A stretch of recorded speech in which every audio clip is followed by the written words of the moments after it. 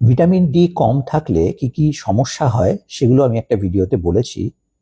এইবার vitamin D ধরুন আপনি কম পেয়েছেন, তাহলে কি করতে হবে? প্রথম তো আমি একটা ভিডিওতে এটাও বলেছি যে ভিটামিন ডি সানলাইট সোর্স থেকে এখন বেশিভাবে তৈরি হওয়া সম্ভব নয়।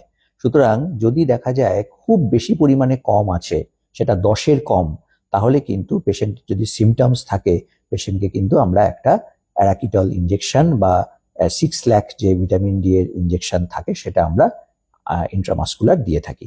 সিঙ্গেল ডোজ ইনজেকশন হয়ে যাওয়ার পর তার পরের সপ্তাহ থেকে আপনি 60,000 যে ভিটামিন ডি এর পিলগুলো হয় সেই পিলগুলো আপনি খেতে পারেন, সেটা মাউথ ডিজলভিং হোক বা সেটা ওরাল পিল হোক, সেটা আপনি উইকলি একটা করে 12 উইকস কিন্তু খেতে পারেন।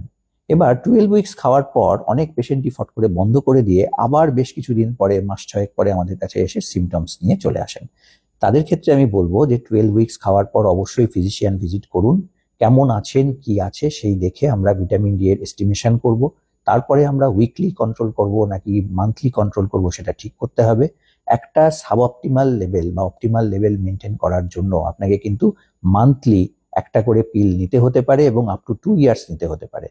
ব্যাপারটা হচ্ছে আপনাকে একটা অপটিমাল লেভেলে ভিটামিন ডি কে রাখতে হবে।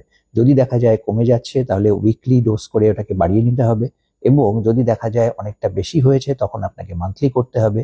অনেকটা বেশি হয়ে গেলে, মানে যেটা দরকার তার থেকে অনেক বেশি হয়ে গেলে, তখন আবার স্টপ রাখতে হবে। সুতরাং এটা কিন্তু কন্টিনিউয়াস প্রসেস, মানে আপনাকে কিন্তু ভিটামিন ডি এস্টিমেট করে করে ডোজ ঠিক করতে হবে, না হলে কিন্তু বিভিন্ন সিমটমস অ্যারাইজ করতে পারে।